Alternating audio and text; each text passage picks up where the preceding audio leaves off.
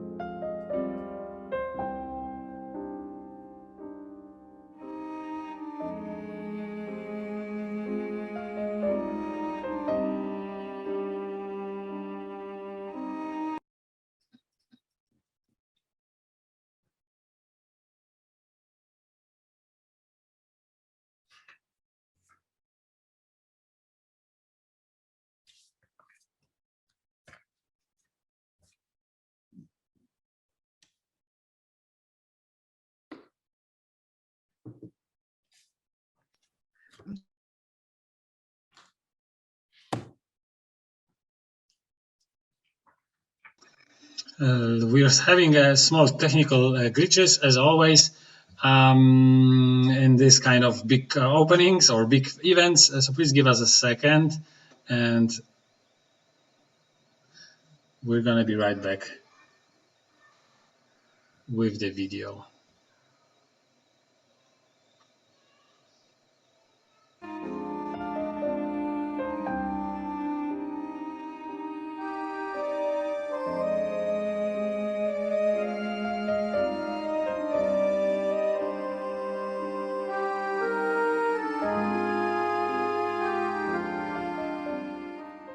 Welcome to 10 Polish Cities, 10 Jewish Stories. My name is Edward Serotta, the director of Centropa, and I'm speaking in Vienna, but this video is about what we've done in Krakow together with the Galicia Jewish Museum. You're looking at the 10 people we highlight in this exhibition, men and women, religious and secular. They came from big towns and small shtetls.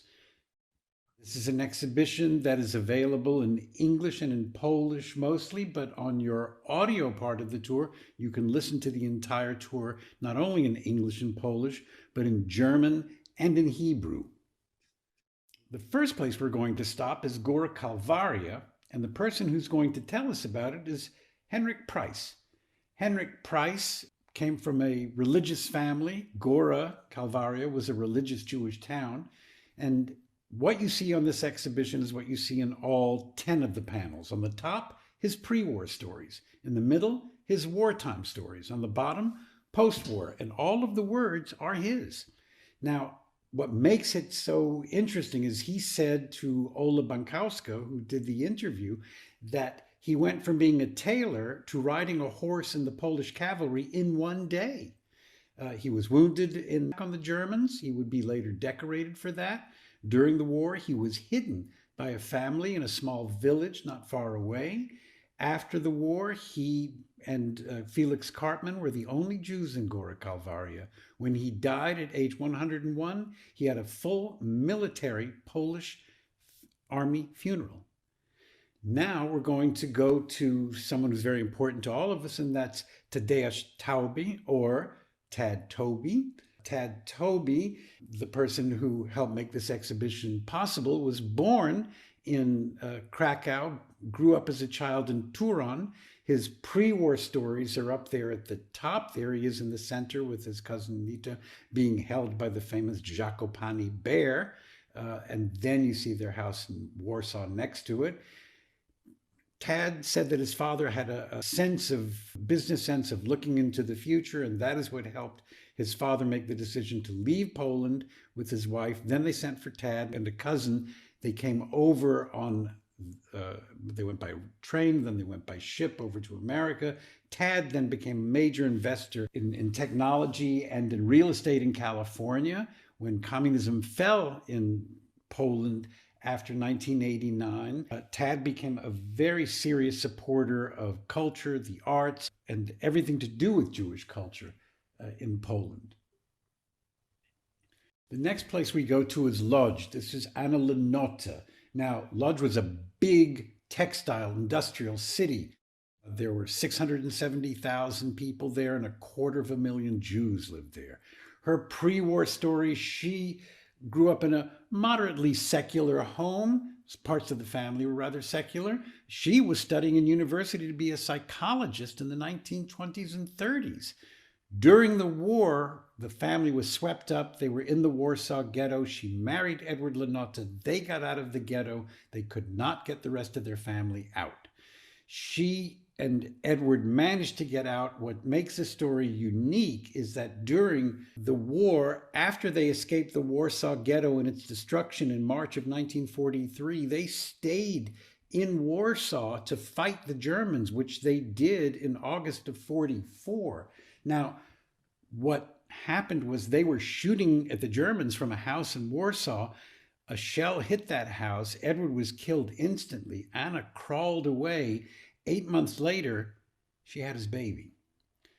After the war, Anna Lenota raised her child, became a magazine editor, and also worked as a psychologist until she was in her 80s, and she left us only just a few years ago. The next city we're going to, and the next storyteller, is Michal Friedman. He lived in Kovel.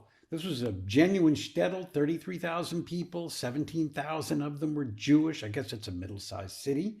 He said he had 3 passions growing up, and that was Zionism, that was football or soccer. He said, though, that the girls of Kovel made sure that you could recite Hebrew poetry before they would even go out with you. During the war, he managed to escape. His family did not. After the war, he came back to Poland. He had gotten over to the Soviet Union, and he met this lovely young woman, and you look on the bottom row there, you'll see a picture.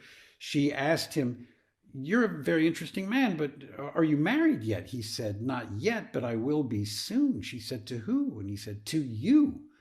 And Michal Friedman was teaching Yiddish until his death. Now I'm going to take you to Tarnow, and we're going to meet Gizella Foodom, who takes us through this. She lived in a religious home, and Gizella had a sister and a brother. When war came, most of the family was murdered. They had actually been in hiding. Gizella and her sister Taube had been deported to Auschwitz and then other places, and they found themselves at the end of the war in the Bergen-Belsen concentration camp, where Taube died just a few weeks before the British came and liberated it. That is where Gizella, too weak, too sick to move on, met another Polish Jew, Leon Foodom, and the two of them married. They stayed right there nearby in Belsen for another 3 years. They then moved to Poland. She became an industrial engineer. Now we're going to an interesting city, Rovno. For those of you who read A Tale of Love and Darkness by Amos Oz, his mother came from there. And in this city, which was half Jewish, over 20-something thousand Jews were there, Chai Aliyah was in a very Zionist family. Now, you have to understand that this is one of the cities in eastern Poland that was taken by the Russians, by the Soviets, in September 1939. And the Soviets did not like Zionists. And Gizella was arrested and sent to Siberia for more than a decade. Her family stayed behind, and like most of the Jews of Rivne or Rovno, they were slaughtered. Well more than 20,000 Jews were killed. While she was in the Gulag in Siberia, she met Shaya Detinko. The two of them married. They had children. She moved to St. Petersburg. Milek Lerman, or Miles Lerman as we know him now, came from Tomisław Lubelski. That was a small town, about 10,000 people, half were Jewish. Miles's father died fairly young, but his mother was an entrepreneur, a businesswoman who had a few businesses. Miles and his siblings they'd come from an Orthodox family, but they were starting to move away from Orthodoxy like a lot of younger Polish Jews were. Miles's mother and sister were arrested, taken by the Germans. They were murdered. Miles managed to join the partisans after escaping from forced labor. And Miles had told me something interesting. He said, it wasn't a question that you might be murdered. It's what you were going to charge the Germans for your death. And I'd never heard anybody put it quite that way. He came back to his town. After that, Miles Lerman moved to America after he met Krysia Rosalia Laks. And then the two of them moved to America. And Miles was successful in business, a passionate believer in the U.S. Holocaust Museum. He was one of its founders and spent years helping build that institution to the great institution that it is today. Interesting point is that once Miles retired, there was one more thing he had to do, and he was the guiding light, the principle behind helping build the monument at the Belzec concentration camp, the death camp where his mother and sister were killed. Irena Vygotsky will take us to Katowice. She was actually born in Germany and grew up in a rather assimilated household. When the war came, the family fled to the east, but they didn't run far enough. They were caught in Lvov. Her father was forced with other men to dig their own graves. Her brother tried to get away. He couldn't. He killed himself. Irena was caught, and she went through several of the concentration camps. She was liberated in Germany, also from Bergen-Belsen. That's where Irene met Stanislaw Vygotsky, who became a very well-known poet. He then and she were thrown out of Poland in 1968 in the anti-Semitic purges. They then lived in Israel, and after his death, she eventually moved back to Poland. We're going to now go to a beautiful city in the east of the country. It's called Zamość. It was about 50% Jewish, and Mieczysław Weinrib is going to take us there. You see him there in his cover photograph in his Polish army uniform. The family was religious, but they were very, very Zionist. Some of his sisters actually were lucky enough to move to Palestine as great Zionists before. One of the sisters was dating the brother of Rosa Luxemburg. There's a picture of him. He was a real sportsman. He's up there on the top row. In the center, we see the parents of Mieczysław Weinrib. They were murdered during the Holocaust by the Germans, and he managed to flee all the way out to Central Asia and join a Polish community, and then survived the war there, came back to Poland, helped rebuild the country. Literally, he was a construction engineer and actually helped rebuild the synagogue, in the Nosyk synagogue in Warsaw. Our last stop is going to be Krakow, and we're going to meet Teofila, or Tosia Silbering. Tosia came from a well-to-do family. They lived on Midova Street, which is right across from the Temple Synagogue where they belonged. Teofila went to the Hilstein Gymnasium, one of the most progressive schools in Poland at the time. When the Germans came, her 2 German officers came into her apartment and told her mother, "We're taking your furniture." The mother said, "No, you won't." They shot her in the chest and they took the furniture anyway. Tosia's brother, Henrik, and her father, Jude Nussbaum, they were arrested, as were she. They eventually ended up in the Krakow ghetto. Then Tosia was sent to the Oskar Schindler's factory, but she still ended up in Auschwitz and Ravensbrück. At the end of the war, when they were liberated, Tosia said, "I flew to Krakow like a madwoman. I wanted to find my father. I wanted to find my brother. I wanted to start my life over." Her brother and her father did not come back, and the house was occupied. It took her a long time to get it back. But Tosia married. Her son, Jerzy, became a very well-known scientist in Poland, and Tosia lived until 2010. Now what we're going to see is this next wall is something fascinating, we think, and this is Tosia Silbering's Kazimierz. That's the Jewish quarter of Krakow where we're in. Now, her interview with us was unique in that she remembers Krakow by door number. So we actually have made a walking tour app in English, in Polish, in Hebrew, and in German, where when you walk out of this exhibition, you can walk all over Kazimierz listening to Tosia tell you stories about her elementary school, about her high school, about the Temple Synagogue, about her brother's bar mitzvah, and this will all play while you're walking around. But you can also look at all of this and read all of this on your computer and right there at your desk or your home. By the way, the entire exhibition that you've just seen is also available on audio. When you walk up to each panel, someone is going to read to you in your language, or you'll be able to look at it on our website as well. So that gives you an idea of what this exhibition is about. And I would like to say thanks to the people who made this possible.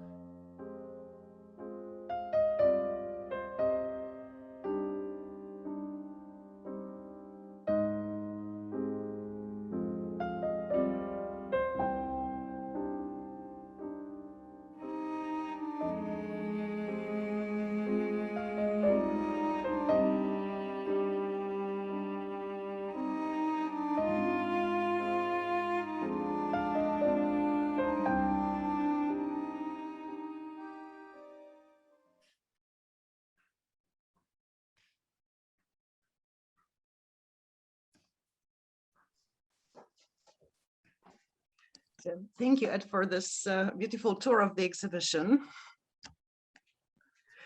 My pleasure. And now I think it's time for some more comments and for questions from the audience. As I said at the beginning, can ask questions on chat. And here we have, I think, the first question. This exhibition looks great. I had a quick look at the Centropa webpage and database. Could you tell us more on why you chose exactly these 10 stories? And if there is a time, more about Centropa's methodology? Well, thank you for that. What we wanted to do, of course, was the last time I checked, around 50% of Poland's population was female. And therefore we wanted to divide the exhibition equally between men and women. We also wanted to go through these 77 interviews that we conducted and make sure that we had families that were religious and also secular. We wanted to make sure that we had people who were living in small towns and shtetls and in big cities. So that is how we divide. That's how we went through all 77 interviews to make sure that we could get the ones that would work, that we felt would work really well. Of course, that's not even close to what we have, because that means that there's 67 interviews that we didn't add. And we also wanted some stories, mostly of those who stayed in Poland, but also a few who didn't, such as Tadesh Taube, who left Poland, was brought out of Poland as a child, but then has done so much for Jewish culture and academia in Poland since 1989, when Poland overthrew communism. And then Miles Lerman, who came from just a small shtetl, how much he did. So we wanted two kind of inspiring stories of people who really did so much for their country. So, and for Jewish culture. So that is, I think, why we chose those families, and we hope that that we'll get a lot of people coming to the exhibition. For the time being, it's not doing great, of course.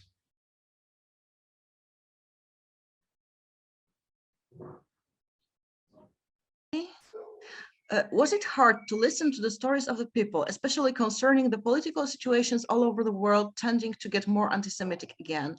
Also, thank you for this exhibition. Thanks for the question. You know, it's kind of a question that I get a lot, but we have to divide things to parse your question. First of all, I've been working on Holocaust survivor stories every day, at least 5 days every week for more than 20 years. So it's not like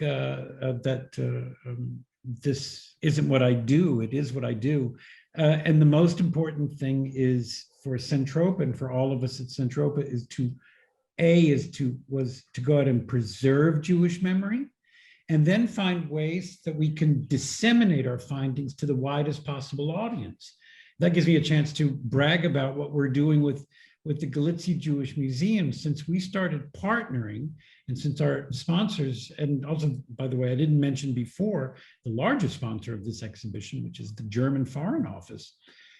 When we started working, from the time we started working with educators in schools in Poland, we have now had over 236 teachers who've come through our programs.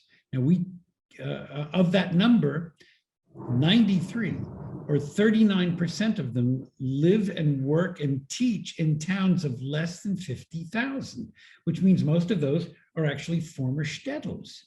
So although we all know that there's a great increase in anti-Semitism around the world today, but we are very stubborn on the fact that we have a grassroots program.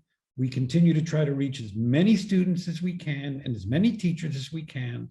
And if we get them to be stakeholders, and this is a shout out for my team, like Fabian Rula and his whole team that works for us out of our Hamburg office, when we get kids making videos about my town's Jewish history, a video on our town's Jewish cemetery, that turns them into stakeholders. And we feel that breaks stereotypes and gets people to want to learn more about their Jewish history. And we feel that does something about anti-Semitism.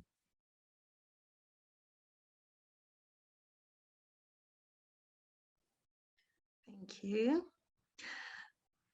Okay, and I see the next question. Thank you for the tour. I was wondering if you are planning to display the exhibition in other museums as well.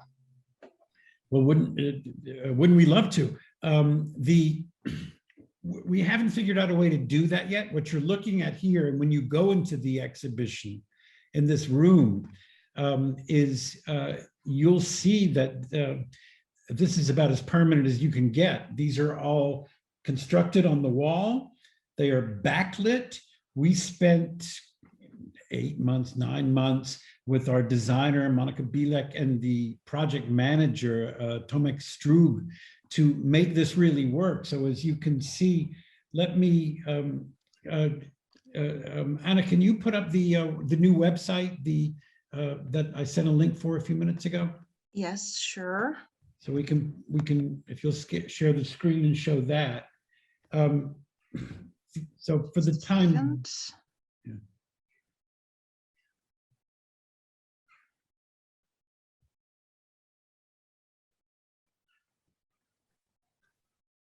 Well, while you're doing that, I'll keep talking. Here, I think it's coming. There's the website, and you can find it.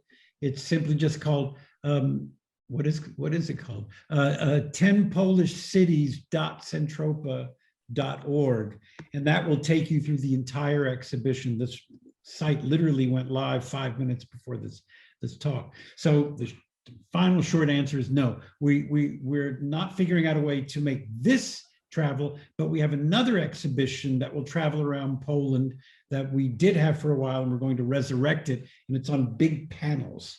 And we hope that'll be a successful one too.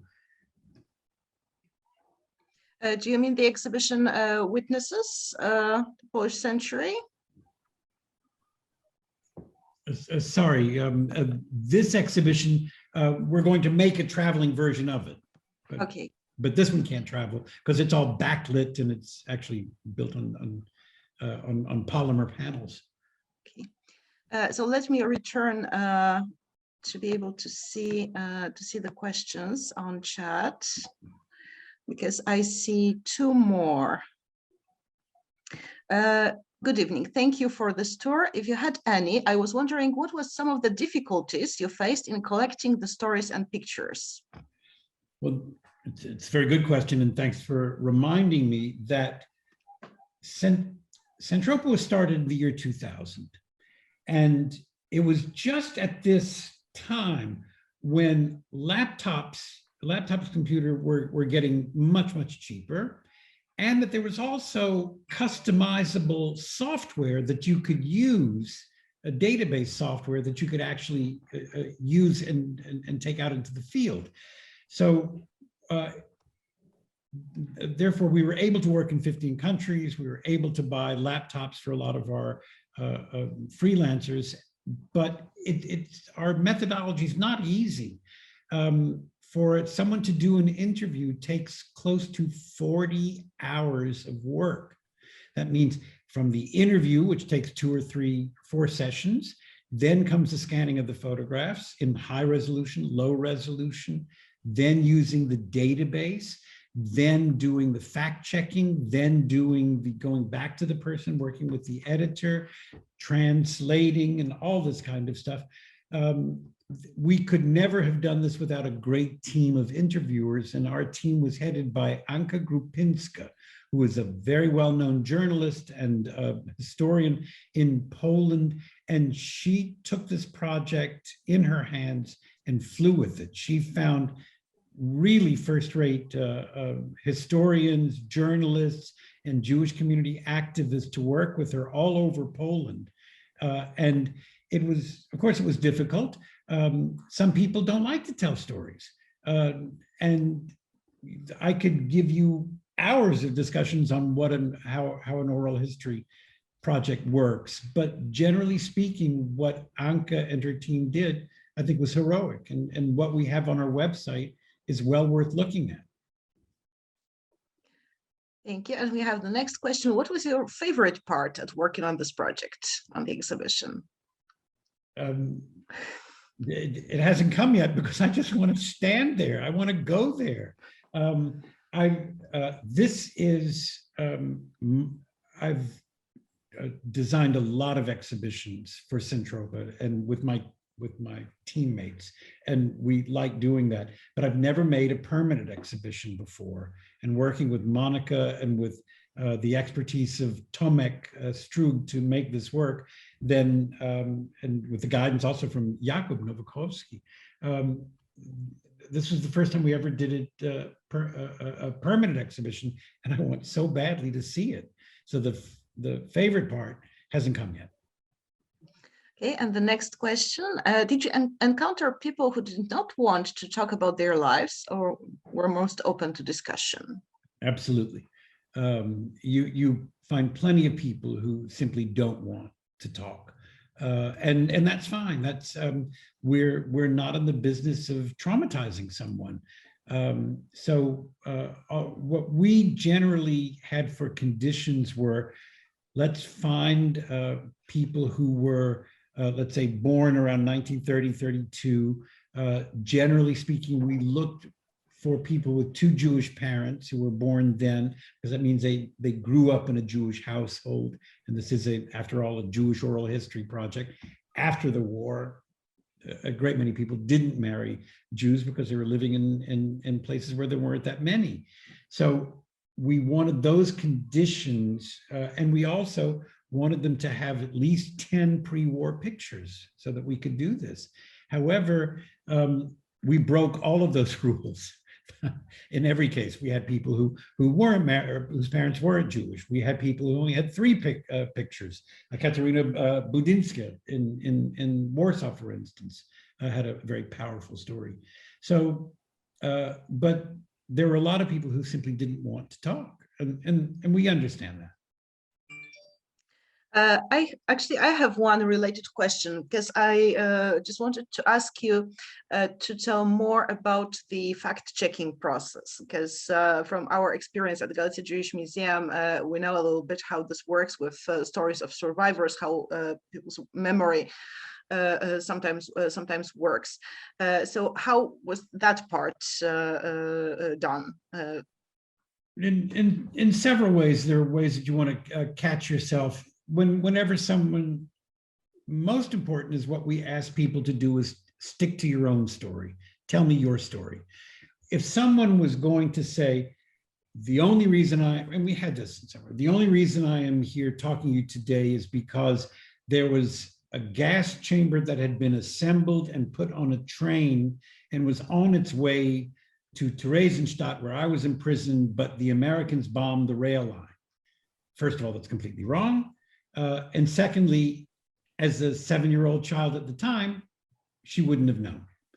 So we, in our interviews, in some cases, if it's a very egregious error, then we don't even print it.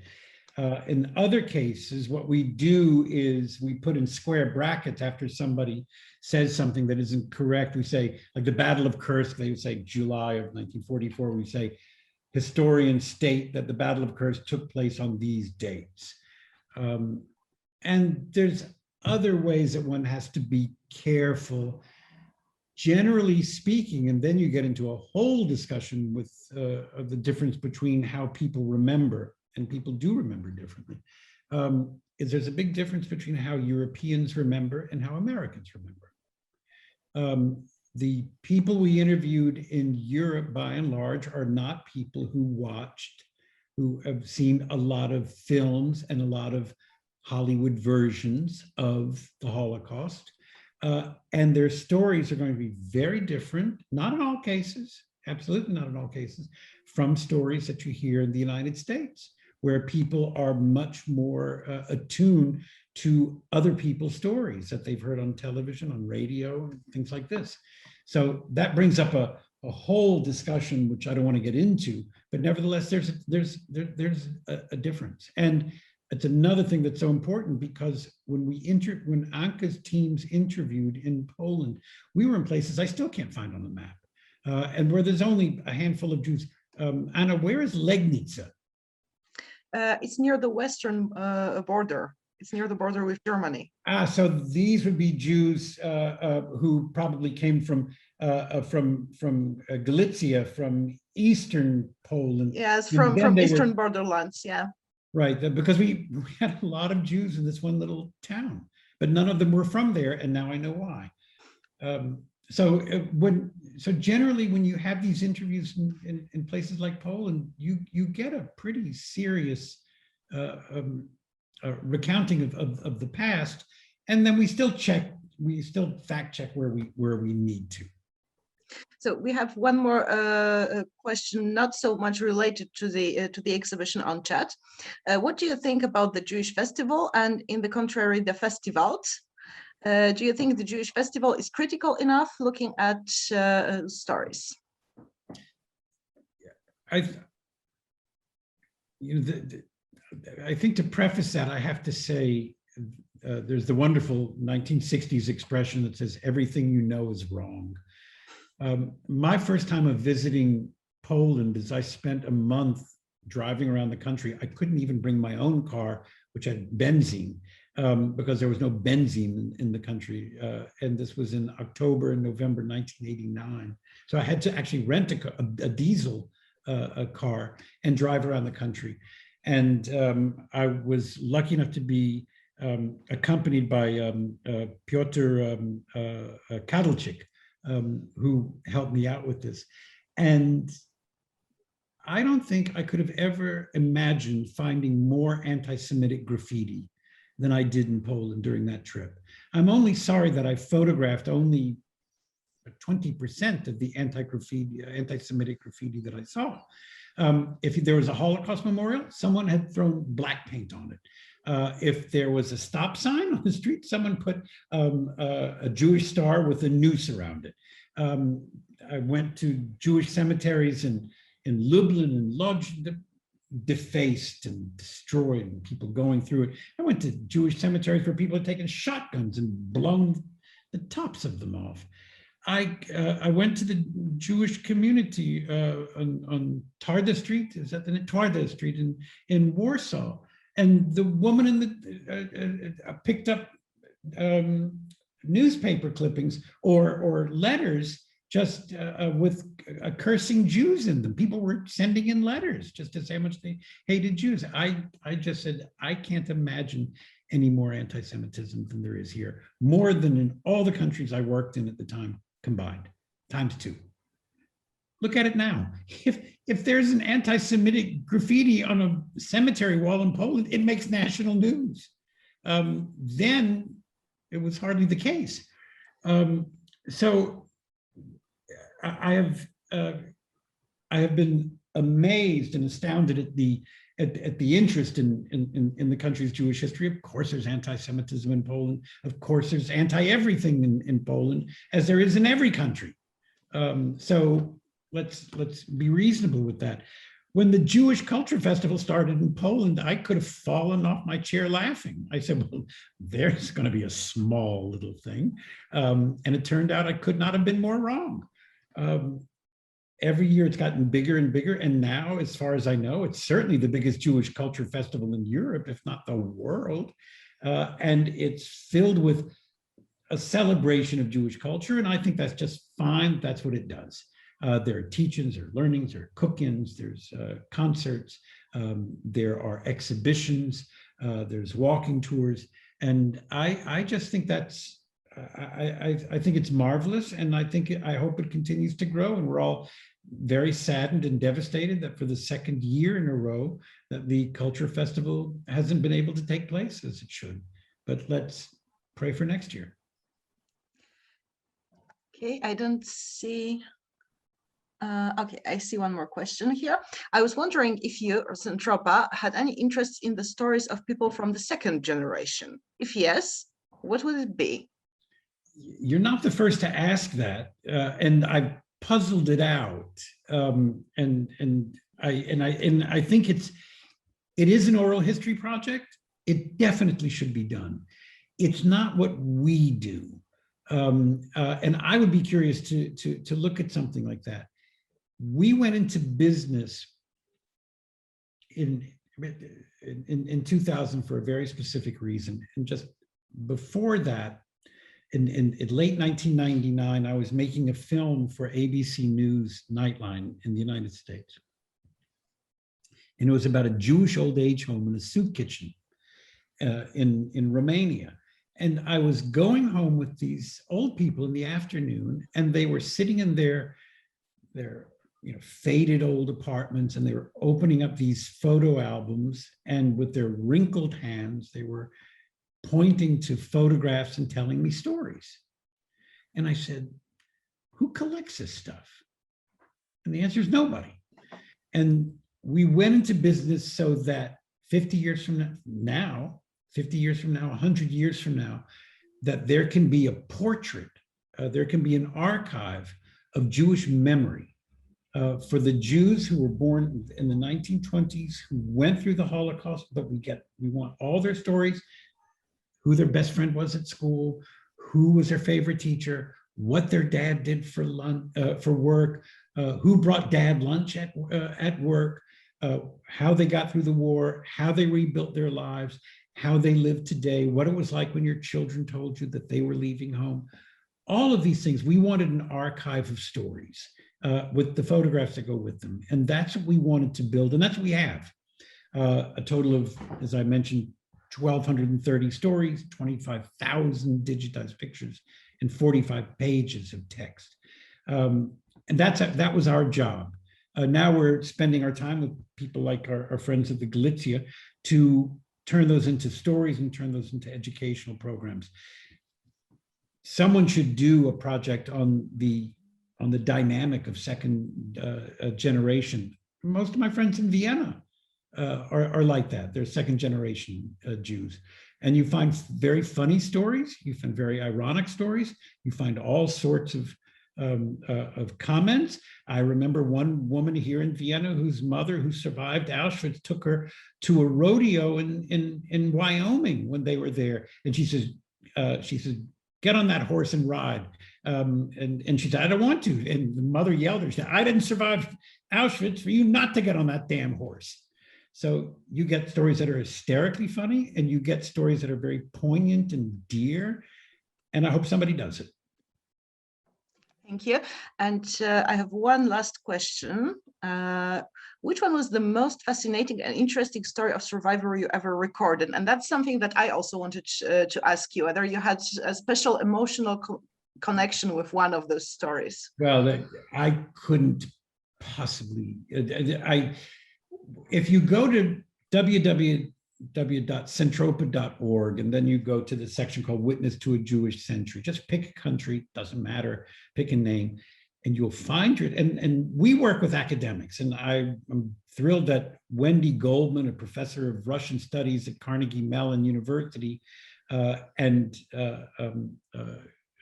Donald Filzer, who's at University College London, both complained, as I do, that once you start reading Centropa stories, you just go down the rabbit hole.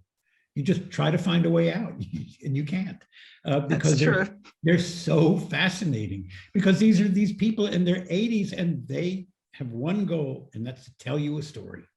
And we are now making podcasts. We're going into podcasting now, where we're getting actors to read these stories, because most of you listening to this don't read Russian or Latvian or et cetera, et cetera.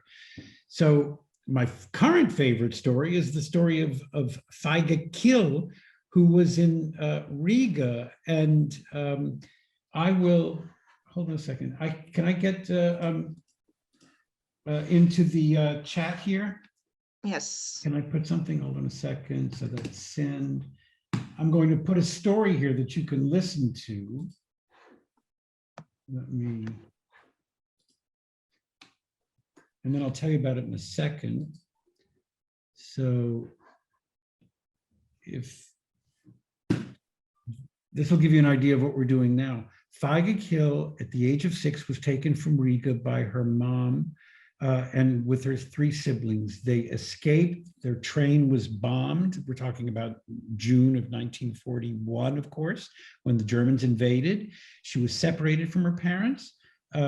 She was taken on another train. She was only 6 years old at the time. The train was stopped by German soldiers. They were taken off the train. They were lined up in front of a mass grave, and they were all shot. She was so tiny that people fell on her. She wasn't shot.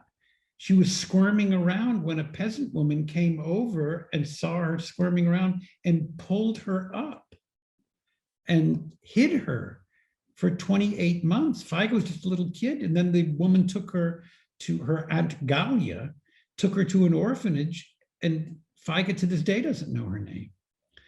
Now, that's in itself an amazing story, but we caught up with Feige through her grandson, Semyon, and you can find this on this at this link. Feige then tells us that, or Semyon told us, or no, Feige told us that after the war, what was most important, that she helps other people who were in worse off shape than she was. So she got married, she had children, but she likes to volunteer at the Jewish community. She doesn't do that now during COVID. And then her grandson said she got sepsis. And the doctors told Semyon she has a 1% chance of survival. And Semyon told the doctors, I'm sorry, you don't know my grandma. And then I said, that's a wonderful story. I'll put that in the podcast. He says, well, wait, she got COVID. I said, oh my God, what happened? He said, once again, I had to re-educate the doctors. So she's my current, I just sent her flowers for her birthday, and 86 years old. But you can find your own personal great story in Centropa archives, and we've got a lot of them. Anna Lenota will be our next story from Poland, because she was an amazing woman, and we are going to do that one next for our next film. So thank you very much, Edward, for sharing the backstage with us, and for telling us about the whole process of interviewing people and then creating Centropa materials, and finally this amazing exhibition. And I would like to thank our audience for all the questions, for participating in this meeting. And I would love to invite you, whenever possible, to visit the exhibition at Galicia Jewish Museum in Krakow. And I hope we'll meet in Krakow soon, and that you will be able to give another tour of this exhibition, this time live at the Galicia Jewish Museum. Thanks very much. Thank you very much. Thank you. Bye.